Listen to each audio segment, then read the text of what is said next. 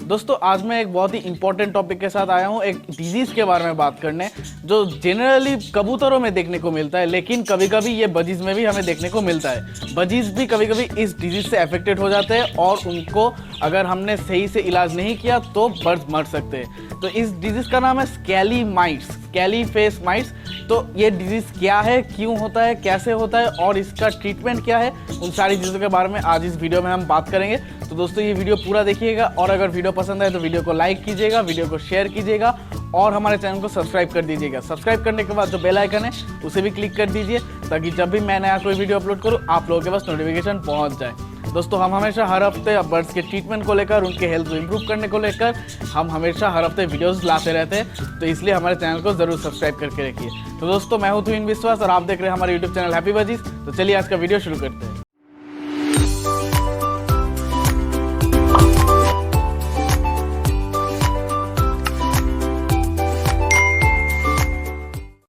तो दोस्तों अब बात करते हैं हमारे आज की वीडियो के मेन टॉपिक के बारे में। दोस्तों स्कैली फेस माइट्स जो डिजीज़ है ये जनरली कबूतरों को होता है, लेकिन कभी कभी ये बजीज़ को भी हमें देखने को मिलता है। बजीज़ के अलावा जो दूसरे बर्ड्स हैं उनको भी ये डिजीज़ हो सकता है, तो ये सबके लिए इंपॉर्टेंट है जान लेना कि ये क्या है। दोस्तों बेसिकली ये जो डिजीज़ है ये एक माइक्रो ऑर्गेनिज्म है जिसका नाम है केमिडोकॉप्टेस।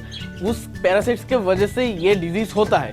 दोस्तों ये जो केमिडोकॉप्टेस है ये माइट्स है, एक तरह का बहुत ही माइक्रोस्कोपिक है। ये क्या करता है, जो हमारे जो बर्ड्स है उनके जो चोंच है या फिर नाक है या फिर जो पैर है, इनके चमड़ों को, इनके स्किन को खाने लग जाते हैं, जिससे क्या होता है कि बहुत दिनों के बाद एक सफ़ेद सा लेयर पड़ जाता है, एक बहुत ही फोम का खुरदुरा सा एक मतलब सरफेस हमें देखने को मिलता है, एक लेयर सा हमें देखने को मिलता है। तो इसे ही हम स्कैली फेस माइट्स कहते हैं। तो दोस्तों ये जो है ये इसका सिम्टम्स यही है कि आप देखना होगा कि आपके बर्ड्स के जो चोंच है या नाक है या पैर है उनके ऊपर सफ़ेद सा एक लेयर बन रहा है या नहीं, वो आपको ध्यान में रखना होगा। अगर बन रहा है तो वो आपका बर्ड अफेक्टेड हो चुका है। तो सबसे पहले आपको जो करना होगा, उस बर्ड को, अफेक्टेड बर्ड को आपको केज से अलग रखना होगा। अगर आपके पास बहुत सारे बर्ड्स हैं या अगर एक से ज़्यादा बर्ड्स हैं तो आपको अफेक्टेड बर्ड्स को अलग रखना होगा। क्यों? क्योंकि ये जो डिजीज़ है ये बहुत जल्दी फैलता है दूसरे बर्ड्स में। अगर आपने बर्ड को अलग नहीं रखा तो इससे दूसरे बर्ड्स भी अफेक्टेड हो जाएंगे, जो आप बिल्कुल नहीं चाहेंगे। तो इसलिए जो अफेक्टेड बर्ड है उसको अलग रख के उसका अलग ट्रीटमेंट करना होगा।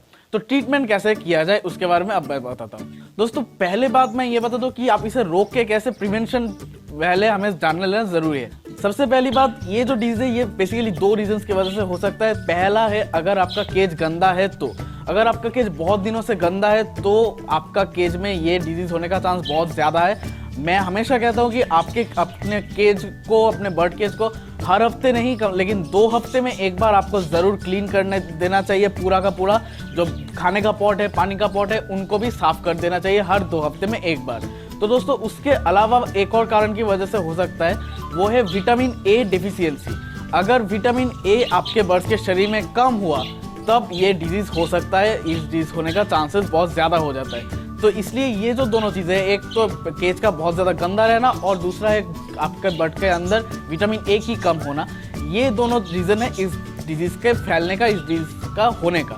तो आपको इन दोनों चीज़ों का ध्यान रखना चाहिए और अब कैसे इनको सॉल्व कर पाएंगे वो मैं बताता हूँ। सबसे पहले बात आ जाते हैं ट्रीटमेंट पर। अगर आपके बर्ड्स अफेक्टेड हो गए तो आपको क्या करना चाहिए।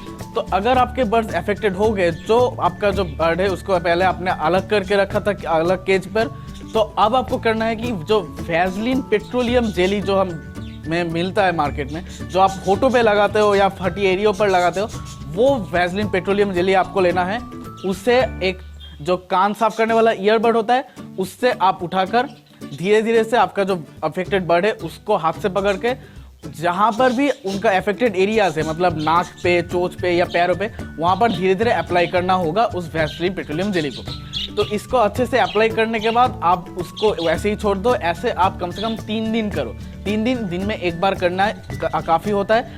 3 दिन के बाद आप देखोगे कि बहुत ज़्यादा क्लीन हो चुका है वो जगह, आप लेकिन थोड़ा सा अभी भी बचा हुआ है। बहुत लोग ऐसा सोचते हैं कि आप सिर्फ वैसलीन लगा देने से ही उनका ये प्रॉब्लम सुधर जाता है, लेकिन ऐसा नहीं है। आपको बिल्कुल श्योर होना होगा कि जो माइट्स है, जो माइक्रो ऑर्गेनिजम्स वहाँ पर थे, वो बिल्कुल मर चुके हैं और बिल्कुल बाकी नहीं, क्योंकि अगर वो रह गए तो ये डिजीज़ फिर से होगा। तो सिर्फ वैसलीन देना काफ़ी नहीं होता। आपको 3 दिन तक वैसलीन आपने अप्लाई किया, उसके बाद अगले 3 से 4 दिन तक आपका आपको करना होगा कि जो कर्पूर हम जिसे कहते हैं, कैम्फर, उसके बाद नीम पत्ता, उसके बाद हल्दी का पाउडर, टर्मरिक पाउडर, इन तीनों को अच्छे से मिलाकर पेस्ट बनाना होगा आपको। तो आपने कैम्फर लिया और फिर नीम पत्ता लिया, नीम पत्ते का अगर पेस्ट बना ले तो वो भी ठीक है। तो नीम पत्ते का पेस्ट, कैम्फर और हल्दी पाउडर, इन तीनों को अच्छे से आपको मिलाना होगा। वो जो मिक्सचर तैयार हुआ, वो जो पेस्ट तैयार हुआ, उसको आपको बर्ड्स के अफेक्टेड एरियाज में अगले 3 से 4 दिन तक धीरे धीरे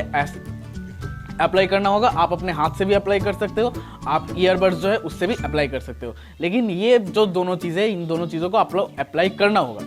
इससे क्या होता है, जो उनके अंदर कोई अगर वो बैक्टीरिया या वायरस अगर रह गए, वो माइट्स अगर रह गए, तो वो बिल्कुल मर जाएंगे और आपके बर्ड्स को फिर से वो डिजीज़ होने का डर नहीं रहेगा। तो ये बिल्कुल क्लीन हो जाता है। अब बात करते हैं प्रिवेंशन की। जैसे कि मैंने कहा कि आपको सबसे पहली बात आपके अपने केज को साफ रखना होगा।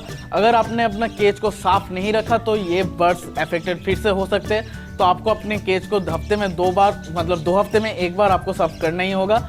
और उसके अलावा जो उनके खाने का पॉट है, पानी का पॉट है, उनको भी नियमित रूप से आपको साफ करना होगा। इसके अलावा अगर आपके बर्ड के शरीर में विटामिन ए कम हो गया तो आपको क्या करना चाहिए? सबसे पहली बात, आप उनको नियमित रूप से जो मल्टीविटामिन मेडिसिन है वो प्रोवाइड कीजिए। मैं जो मल्टीविटामिन इस्तेमाल करता हूँ उसका नाम है विमेरल।